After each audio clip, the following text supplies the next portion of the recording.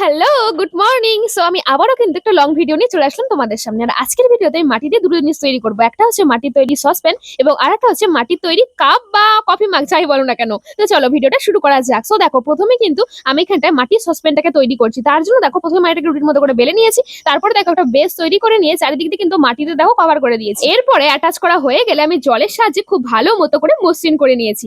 মসৃণ করা হয়ে গেলে দেখো সামনের দিকে কিন্তু আমি একটা মুখও তৈরি করেছি।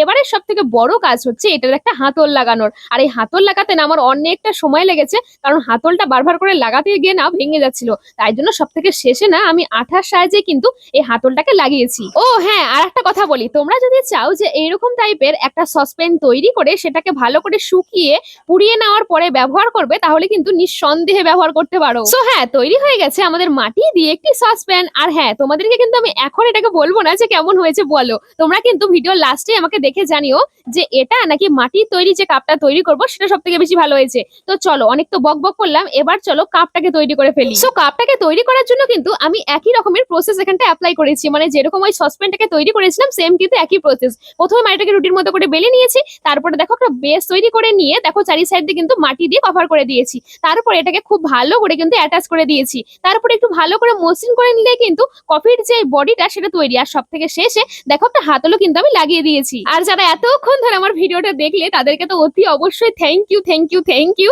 আর তাদের জন্য একটা ছোট্ট টিপস দিয়ে রাখি চলো। তো তোমরা যারা মাটি দিয়ে এরকম ধরনের কোনো কাপ তৈরি করতে চাচ্ছ, তাদের উদ্দেশ্যে আমি বলছি যখন এই হাতলটাকে লাগাবে না তখন না একটু আঠার ব্যবহার অতি অবশ্যই করবে, তাহলে না এটা চট করে ভেঙে যাবে না। নাও নাও, এবার কমেন্ট করে ফেলো দেখি যে তোমাদের মাটি তৈরি সসপ্যানটি নাকি এই কাপটি তোমাদের সব থেকে বেশি কোনটা ভালো লেগেছে। তাহলে চলো আজকের মতো এখানেই শেষ করছি, দেখা হচ্ছে পরের ভিডিওতে। সবাই ভালো থেকো।